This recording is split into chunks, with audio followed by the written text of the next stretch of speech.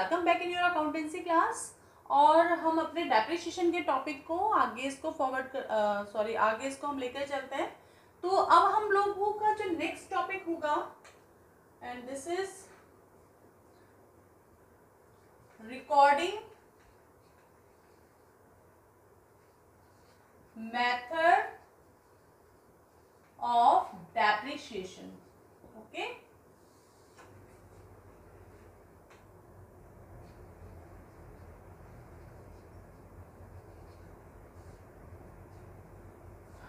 तो recording method of depreciation, आप इसको कैसे रिकॉर्ड करते हैं डेप्रिसिएशन को देखो। फर्स्ट ऑफ ऑल एंट्री करेंगे हम eight the time of buying assets. जब हम किसी भी असेट्स को परचेज करते हैं तो हमें क्या एंट्री करनी होगी, देखो आप, assets account debit to bank account. यदि हम चेक से पेमेंट कर रहे हैं तो, यदि हम कैश से पेमेंट कर रहे हैं देन कैश अकाउंट, और यदि मान लो क्रेडिट है, यानी अभी हमने इसका पेमेंट नहीं किया, तो यहां पर क्या आ जाएगा, वेंडर का नेम आ जाएगा। ठीक, नरेशन आ जाएगी आपकी being assets purchased। Okay, first entry ये करेंगे और यहां पर डेट ऑफ परचेज आ जाएगा, जिस डेट को आपने क्या करा है, ये ट्रांजेक्शन, आप ये ट्रांजेक्शन किया है। ओके, तो पहली एंट्री क्या होगी हमारी, assets account debit to bank और कैश और वेंडर व्हाटएवर, जैसा हमारे क्वेश्चन में मेंशन होगा, तो हम ये एंट्री पास कर देंगे। उसके बाद अब ये असेट्स हमने परचेज किए और मैंने आपको बताया कि जो डेप्रिसिएशन है उसकी calculation at the last date of financial year. ठीक है, तो वो कब होगा, लास्ट डेट फाइनेंशियल ईयर पे होगा। तो परचेज करने के बाद जो इस असेट्स को परचेज किया है और जिस डेट को परचेज किया है, उसके बाद जो फाइनेंशियल ईयर आएगा, जिसकी लास्ट डेट होगी, जो भी होगी, लाइक 31 मार्च सेशन जो भी होगा। ओके, तो यहां पर अपन लिखेंगे ending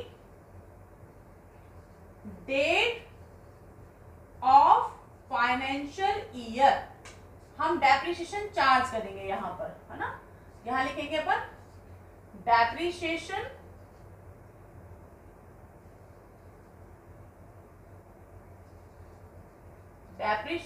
charge. At the time of depreciation charge हम क्या एंट्री करेंगे, देखो आप, ये आपको मैंने ऑलरेडी बताया हुआ है, तो हम एंट्री करते हैं डेप्रिसिएशन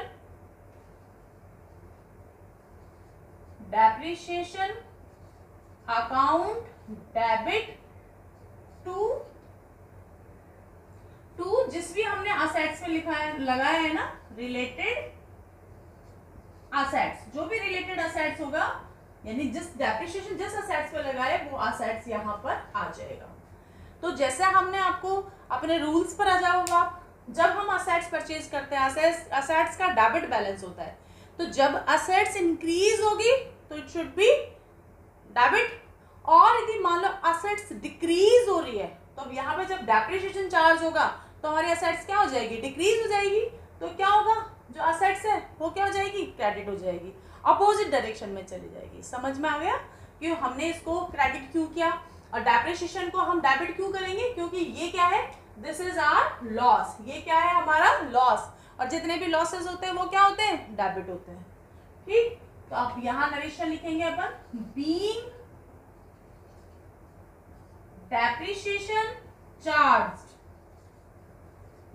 ओके, और इस लॉस को, यानी कि जब जितने भी हमारे लॉसेस, एक्सपेंसेस और इनकम और प्रॉफिट्स होते हैं ना, उनको हम एंडिंग डेट पे सबको कहाँ ट्रांसफर कर देते हैं, प्रॉफिट एंड लॉस अकाउंट में। तो इस लॉस को भी हम कहाँ ट्रांसफर कर देंगे, प्रॉफिट एंड लॉस में। देन क्या एंट्री करेंगे हम, ये भी इसी डेट को होगा, क्लोजिंग डेट को। ठीक है, ending date of financial year. देखो क्या लिखेंगे अपन, हम लोग इसको कैसे एंटर करेंगे, यानी कि अब आप यहां लिखो transfer depreciation into profit and loss account.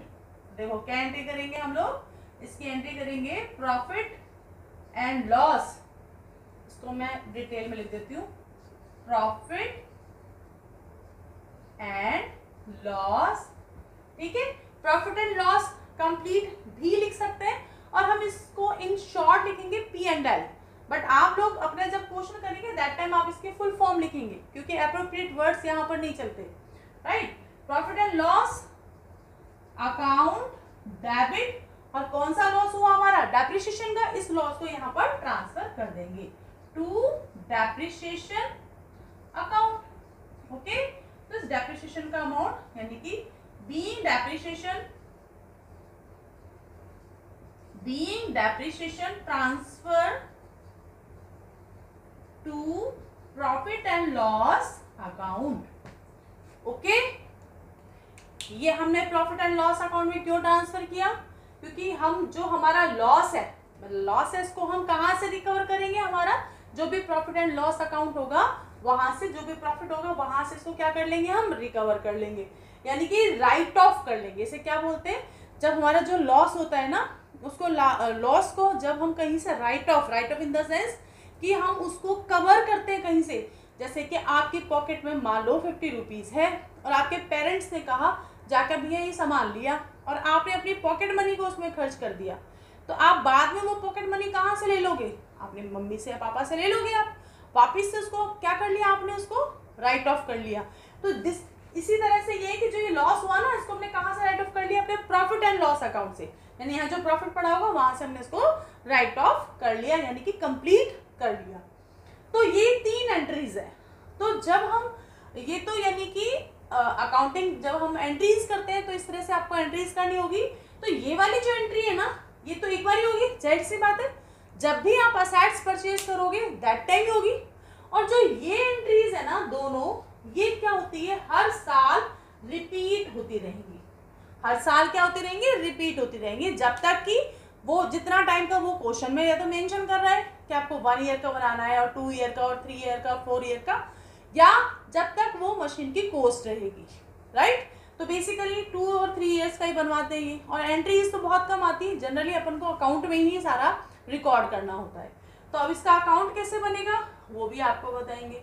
Right, तो आपको लेजर पोस्टिंग ही करनी है इसकी, है ना। लेजर पोस्टिंग करने के लिए अपन को हमको कौन सा अकाउंट, बेसिकली इसमें अकाउंट तो कई सारे बनने चाहिए, लेकिन हमको बेसिकली कौन सा अकाउंट बनाना है, असेट्स अकाउंट को बनाना सीखना है। राइट,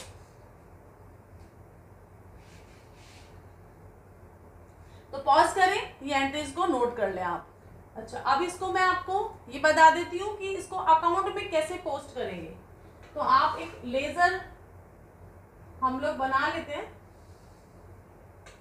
ये डेट का कॉलम हो गया, this is particular, this is amount, this is date, this is particular और ये अमाउंट। राइट, तो हमको यहां पर बनाना है असेट्स अकाउंट। राइट, ठीक है, ये हो गया आपका date, this is particular, this is amount, this is date, this is particular and this is amount. Okay, तो ये हमारा फॉर्मेट बन गया असेट्स का। आपको असेट्स का अकाउंट बनाना बहुत अच्छे से आना चाहिए। अब आपको देखो पोस्टिंग करनी है ना, ये एंट्रीज आपके सामने है। राइट, तो सबसे पहले असेट्स अकाउंट में क्या पोस्ट करेंगे अपन, असेट्स का अकाउंट का अपोजिट में क्या है, टू बैंक है तो बैंक, कैश है तो कैश, वेंडर है तो वेंडर, तो टू यहाँ पर लिखेंगे और जो भी कंडीशन होगी वो यहाँ एंटर हो जाएगी। और ये कौन सी डेट आएगी, जिस डेट को हमने असेट्स को बाय किया है, परचेज किया है। ओके, देन आफ्टर दूसरी एंट्री, पहली एंट्री हो गई, हमें बैंक और कैश अकाउंट का बनाने की रिक्वायरमेंट नहीं है, क्वेश्चन में केवल असेट्स अकाउंट बनेगा। अब असेट्स अकाउंट देखो और कहाँ आ रहा है, यहाँ आ रहा है ना, depreciation account, debit to assets account. यहाँ पे असेट्स अकाउंट के अपोजिट में क्या है, डेप्रिसिएशन, और कौन सी डेट को है, 31 मार्च को। तो जो भी क्लोजिंग डेट आएगी, राइट, यहाँ लिखेंगे अपन by depreciation account. Third entry का तो इसमें तो असेट्स कहीं है ही नहीं, तो इससे आपको भी कोई लेना देना नहीं है, इसको भी के लिए हम क्या कर देंगे, छोड़ देंगे, असेट्स अकाउंट में ये नहीं आएगा। ठीक है, अब हम जब ये वाली एंट्री करेंगे, इसके बाद आपको क्या करना है, क्या है, डेप्रिसिएशन का तो हर साल ही चार्ज होगा ना, हर साल चार्ज होने के बाद फिर हम अगले साल में उस जो असेट्स की रिमेनिंग वैल्यूज है उसको लेके जाएंगे। अब आप देखो, सपोज करो आपके असेट्स मान लो 1 लाख की है, मान लो कितने की है, 1 लाख की है, और डेप्रिसिएशन आपका चार्ज हुआ 10,000 यानी कि 1 ईयर में आपने जब ये असेट्स को परचेज किया, सपोज करो सॉरी 1 अप्रैल 2010 को हमने परचेज किया, तो हमारा फाइनेंशियल ईयर कब क्लोज होगा, 31 मार्च 11। ठीक है, तो हमने जब इस साल को हमने असेट्स को यूज किया तो हमारे असेट्स में 10,000 का डेप्रिसिएशन हो गया, यानी 10,000 का लॉस हो गया एक तरीके से, राइट। तो लॉस हो गया तो इसने हमारी असेट्स को रिड्यूस कर दिया, कितना रिड्यूस कर दिया, यानी कि अब हमारी असेट्स कितनी की रह गई, 90,000 की, राइट। तो इसको कैसे शो करेंगे हम, इसी डेट पर, क्लोजिंग डेट पर ही हमने वैल्यूएशन किया और मेरी मशीन का जो बैलेंस बचा है दिस इज 90,000।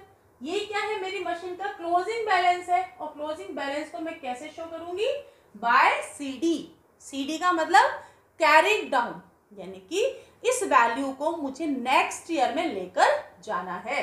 अब मैं इसका टोटल कर दूंगी, जैसे आपको पहले बताया था कि लेजर में आपको टोटलिंग करना होगा। ठीक है, तो 1 लाख यहाँ हो गया, 1 लाख यहाँ हो गया। इसमें ऐसा नहीं कि एक साल का एक अकाउंट बनेगा फिर दूसरे साल का दोबारा बनाओगे, इसी अकाउंट में ही डेट्स कैरी फॉरवर्ड होती चली जाएंगी। अब नेक्स्ट ईयर में जब हम इस वैल्यू को फॉरवर्ड करके लेके आएंगे, यानी कैरी डाउन करके लेकर आएंगे, तो यहाँ पर क्या हो जाएगा, ये 1 अप्रैल 11 डेट को चेंज करेंगे पहले, तो नेक्स्ट डेट आ जाएगा, और यहाँ लिखेंगे टू बैलेंस, यहाँ कैरी डाउन था तो यहाँ क्या होना चाहिए, ब्रॉट डाउन। ओके, देन यहाँ क्या आएगा, to balance BD, to balance BD, कितना अमाउंट आ जाएगा, 90,000, राइट। तो जैसे कि सपोज करो अब मान लो 2 साल का बनाना है ऐसा, तो हर साल ऐसे ही बनेगा, बाय डेप्रिसिएशन बाय बैलेंस, फिर 3rd ईयर में जाएंगे। तो जब भी आपको क्वेश्चन एंड करना होगा ना, यानी कितने भी साल का बनवाया है और उसमें बैलेंस बचता है, तो जैसे इसने 2 ईयर का बनवाया या 1 ईयर का बनवाया, तो यहाँ पर लाकर आपको क्वेश्चन को एंड करना है। ठीक, तो अब हम एक क्वेश्चन को लेंगे, पहले आप इसको नोट कर लें, फिर हम क्वेश्चन पर आते हैं। तो एक क्वेश्चन हमने ड्राफ्ट किया है यहाँ पर, on 1 April 15 a machinery purchased for rupees 80,000, 80,000 रुपए की मशीन परचेज की है हमने, depreciation charge 10% per annum according to SLM method, right. दोबारा बता दूं कि जो SLM मेथड है, स्ट्रेट लाइन मेथड, इसका फुल फॉर्म क्या है,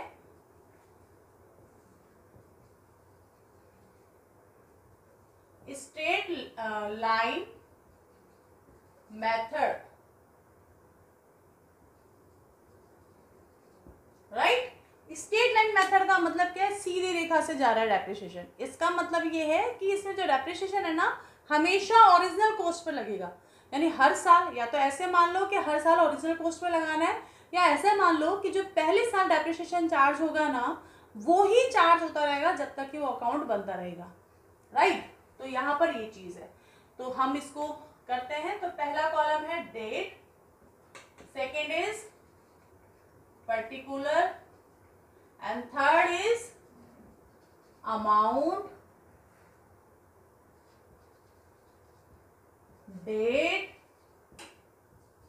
पर्टिकुलर एंड अमाउंट।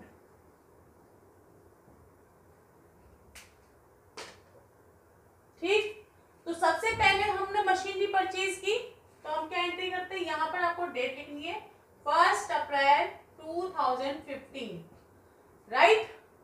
कुछ नहीं लिखा तो हम मानेंगे हमने पेमेंट कर दिया, और जब 20,000 से ज्यादा की मशीन होना तो आप ये मानेंगे कि उसको हमने पेमेंट किससे किया है, थ्रू चेक किया है, राइट। तो आप यहाँ लिखोगे टू बैंक अकाउंट, ऐसे याद कर लो कि हर बार जब भी परचेज करोगे तो टू बैंक अकाउंट आपको लिखना है, यहाँ अमाउंट आ जाएगा आपका 80,000। ओके, और अब हम क्या लगाएंगे इसका डेप्रिसिएशन। तो एंडिंग ईयर क्या आएगा इसका 31 मार्च, 15 है तो 16 आएगा 2016। ओके, और यहां लिखेंगे बाय डेप्रिसिएशन अकाउंट। कैसे लगाना है, देखो कितने की हमारी जो मशीन है वो कितने की है 80,000 और डेप्रिसिएशन चार्ज होगा 10%। ठीक है, तो कितना आएगा 8,000। कितना आएगा 8,000। तो डेप्रिसिएशन कितना आया हमारा 8,000। अच्छा ये बताओ मुझे कि यहाँ तो 1 अप्रैल से 31 मार्च यानी पूरे 12 मंथ के लिए ही मशीन रही। मान लो ये मशीन इसने अक्टूबर में खरीदी होती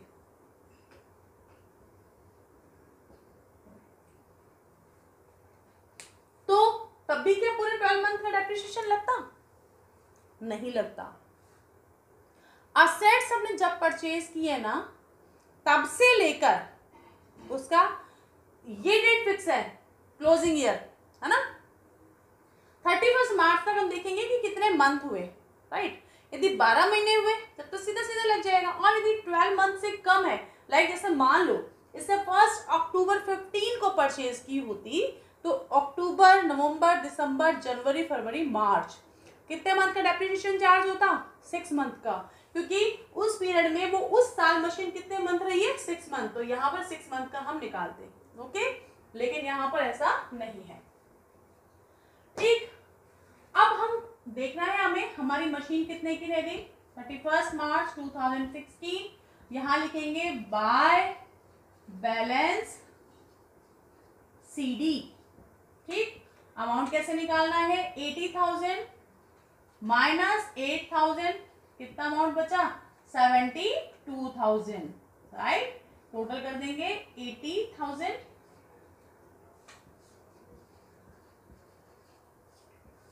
अब इसके बाद नेक्स्ट ईयर में जब लेकर आएंगे तो नेक्स्ट ईयर मेरा कैसे स्टार्ट होगा 1 अप्रैल 2016।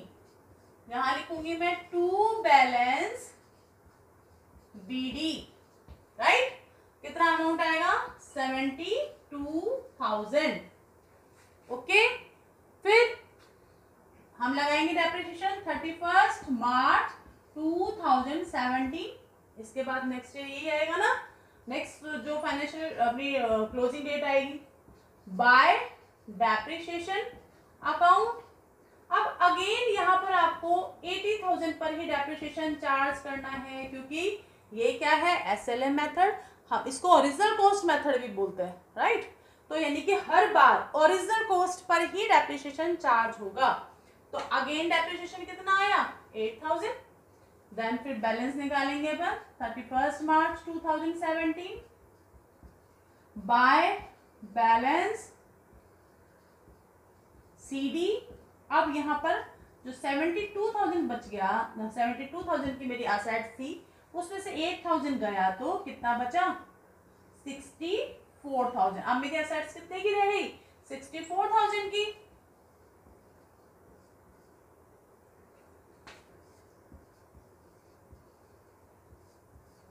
फिर आप ट्रांसफर कर लो 1 अप्रैल 2000। अब यहाँ पर क्या आएगा 17 ही आएगा, right. Then to balance BD कितना अमाउंट जाएगा 64,000।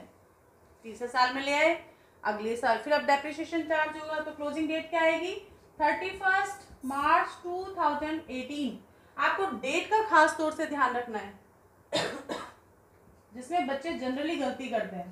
Then by depreciation account again 80,000 into 10% कितना आएगा वो ही 8,000 आएगा डेप्रिसिएशन। इसको बार बार लिखने की रिक्वायरमेंट नहीं है, लिखना चाहो तो कोई प्रॉब्लम भी नहीं है। और इसी डेट को अपन बैलेंस निकाल देंगे। देन बाय बैलेंस CD अभी कितना बचेगा 56,000। अब यानी कि आफ्टर 3 ईयर मेरे जो असेट्स है उसके वैल्यू कितनी बच गई 56,000। ठीक, अब मुझे 3 साल का बनाना था, मेरा 3 ईयर का बन गया। अब मुझे क्या करना है 4th ईयर में इसके बैलेंस को लाकर फिर छोड़ना है क्वेश्चन को। Then 1 April 18 to balance BD, यहां हो जाएगा 56,000, राइट। तब जाके आपका क्वेश्चन कंप्लीट माना जाएगा। यदि आपने ये पार्ट छोड़ दिया तो आपका हाफ मार्क्स आपका कट हो जाएगा।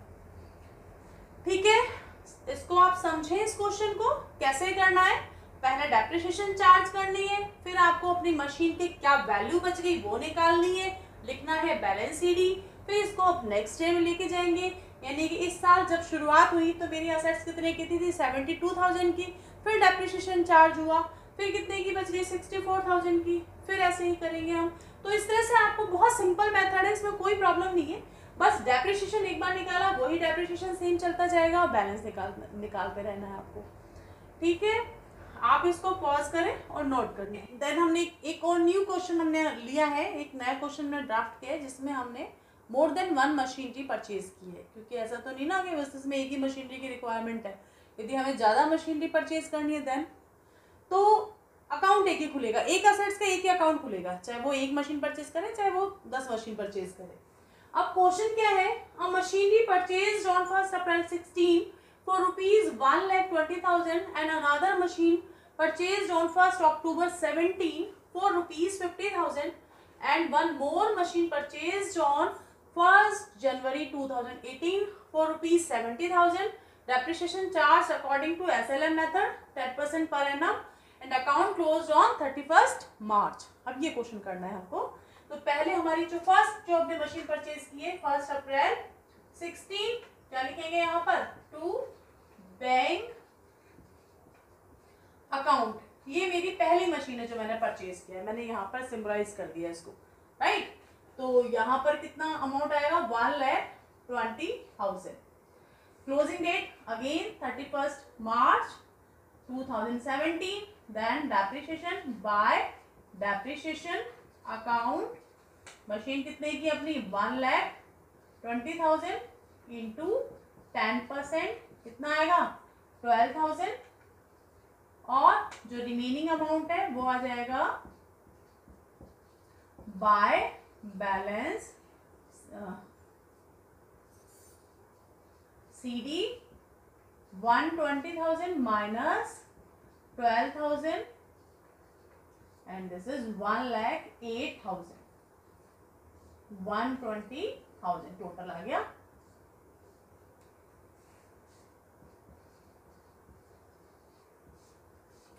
राइट, इस डेट को यहां ले आएंगे अपन 1 अप्रैल 2017 टू बैलेंस बीडी 1,08,000।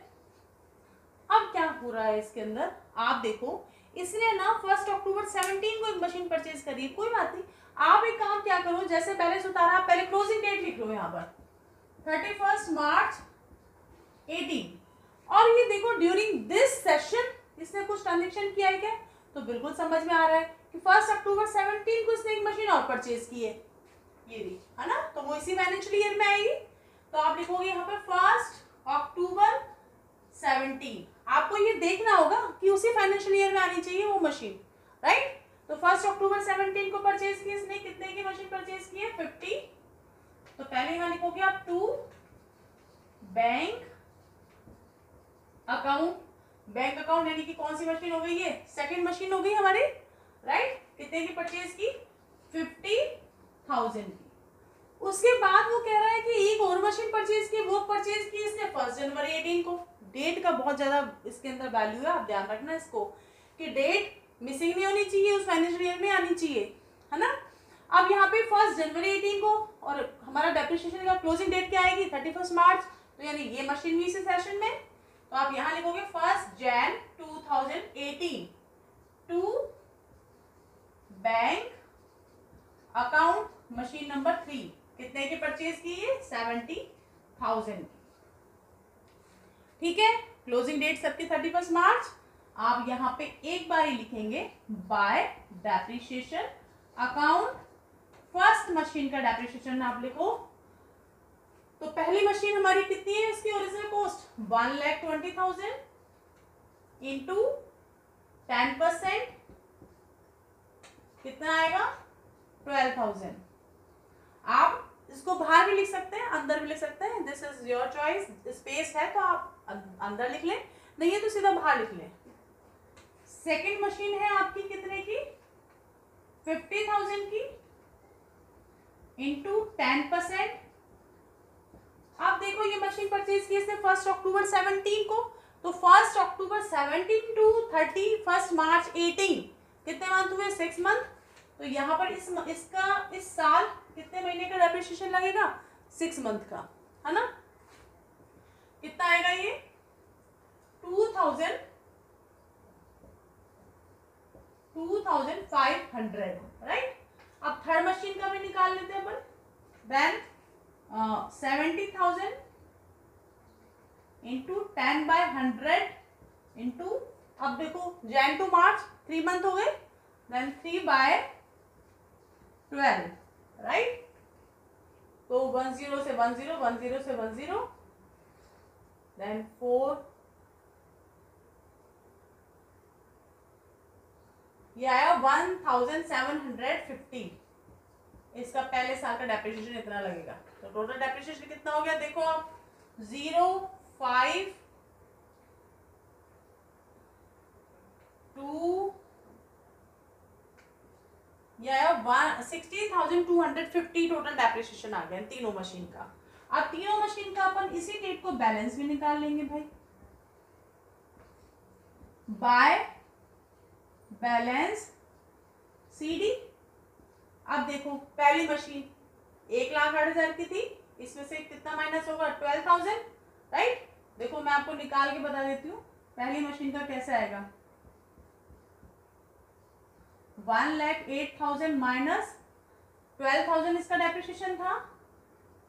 ये देखो ये कॉस्ट है आपकी, जो रिमेनिंग कॉस्ट है ये, इसमें से 12,000 का लॉस और हो गया, तो कितना बचा 96,000। सेकेंड मशीन का कितना बचेगा 15 में से 2,500 गया, तो ये हो गया 50,000 माइनस 2,500 यानी कि 47,500।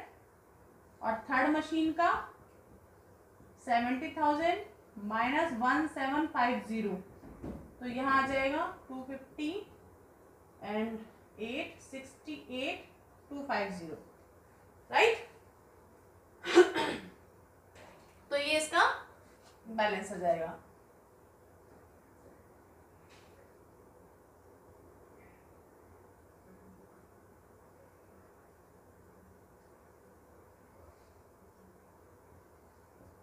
राइट, तो ये इसका बैलेंस बच गया। और अब टोटल कर लो आप इसका।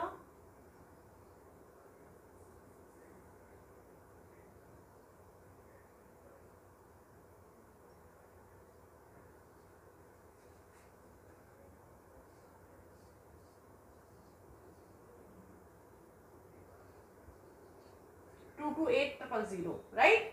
अब 1 अप्रैल 18 को आप इस बैलेंस को यहाँ ले आएंगे, टू बैलेंस BD, राइट। तो 96,000 प्लस 47,500 प्लस 68,250, टोटल आ गया 21,1750, राइट। ऐसे आपको ये क्वेश्चन, ये न्यूमेरिकल आपको सॉल्व करने हैं। समझ में आ गया। अच्छा अब एक बात और बता दो कि यदि मान लो ये इस साल भी डेप्रिसिएशन चार्ज कराता, तो इस साल इन तीनों मशीन का डेप्रिसिएशन क्या होता, इसका होता कितना 8,000, इसका होता 5,000 और इसका होता 7,000, यानी पूरा ओरिजिनल कॉस्ट पे डेप्रिसिएशन चार्ज होता। लेकिन इसने यहाँ तक ही क्वेश्चन बोला है, तो हमने ये इसको यहाँ तक सॉल्व कर लिया। वीडियो को पॉज करें, क्वेश्चन को नोट करें, राइट। समझ के नोट करना है आपको, बिल्कुल अच्छे से हर चीज़ को समझना है। इसके बाद हम इसका नेक्स्ट स्टेप है वो अगली वीडियो में करेंगे, जब इस मशीन को, इसमें से किसी एक मशीन को सेल किया जाएगा। ओके,